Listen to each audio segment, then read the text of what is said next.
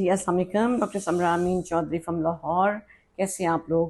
آج میں نے بات کرنی ہے آپ کے تناؤ کے مسائل کی، اور ایک گلینڈ جو میں نے اس کے اوپر کبھی آپ سے ڈسکشن نہیں کی، پروسٹیٹ گلینڈ.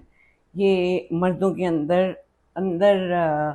ہوتا ہے. یہ ہوتا تو مردانہ ریپروڈکٹیو سسٹم کا حصہ ہے، لیکن یہ باڈی کے اندر ہوتا ہے. اس کا فنکشن کیا ہوتا ہے کہ یہ فلوئڈ بناتا ہے. وہ فلوئڈ جو آپ کے سپرمز کے ساتھ مل کے پھر آپ کا سیمن بناتا ہے. پروسٹیٹ یوزلی ایج کے ساتھ ساتھ اس کے بڑھنے کی ٹینڈنسی ہوتی ہے، سائز کے بڑھنے کی.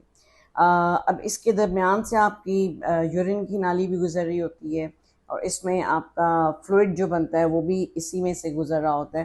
تو جب پروسٹیٹ جو ہے وہ انلارج ہو جاتا ہے، بڑھ جاتا ہے سائز سے، تو وہ کچھ سمٹمز دینا شروع کر دیتا ہے. اسی وجہ سے جو چیزیں اس کے ارد گرد ہیں یا اس کے اندر ہیں، مطلب یہ کہ یورین کی پرابلمز آنی شروع ہو جاتی ہیں یوزلی 40 کے اراؤنڈ، کہ آپ کو بار بار یورین کرنے واش روم جانا پڑتا ہے. آپ کا یورین جو ہے وہ کھانسی کرنے سے نکل سکتا ہے.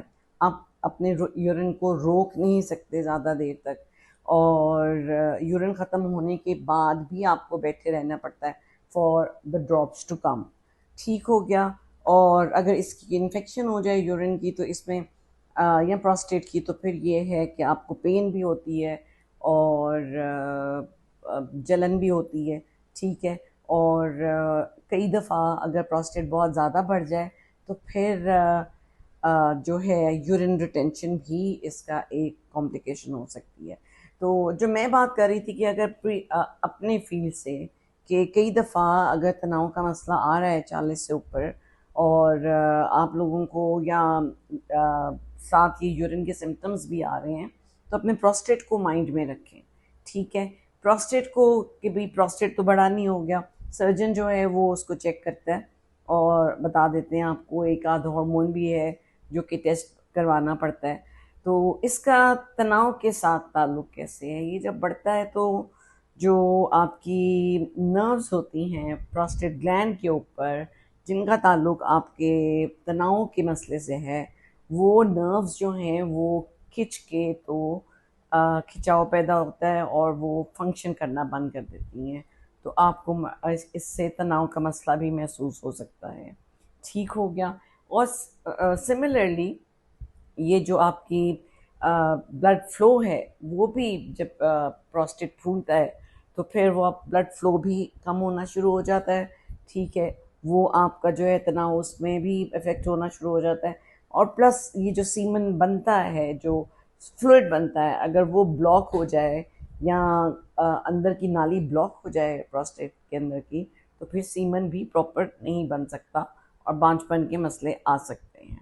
دوسری یہ بات کہ اس کو ٹریٹ کیا جاتا ہے میڈیسنز کے ساتھ. پروسٹیٹ کی انلارجمنٹ یعنی بڑا ہونے کی جو میڈیسنز ہیں، ایون یہ بھی آپ کو تناؤ کا مسئلہ دے سکتی ہیں. تو یہ آپ ڈاکٹر سے ضرور ڈسکس کریں اپنے، کہ ڈاکٹر صاحب یہ آپ کی اریکٹائل ڈسفنکشن جو آ رہا ہے اس کا کوئی تعلق پروسٹیٹ سے تو نہیں ہے، یا اس کو پورا ایگزامن کروا لیں آپ.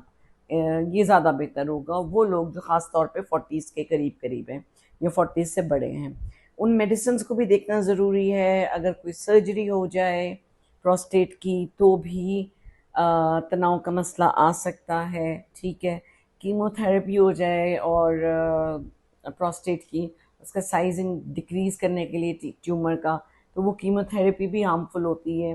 سرجری بھی کرائیں تو پیچھے جتنے بھی گلینڈز ہیں جو کہ پروسٹیٹ کو سپورٹ کر رہے ہوتے ہیں، اس کی ریپروڈکٹیو اس میں یا سیکشل ہیلتھ میں آپ کی، تو بھی ڈیمیج ہو سکتا ہے.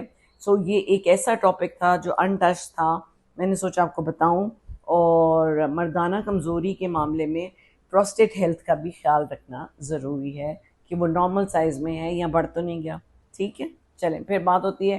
شیئر کریں گے میرا چینل اور سبسکرائب بھی کریں گے. ٹھیک ہے جی. اللہ حافظ.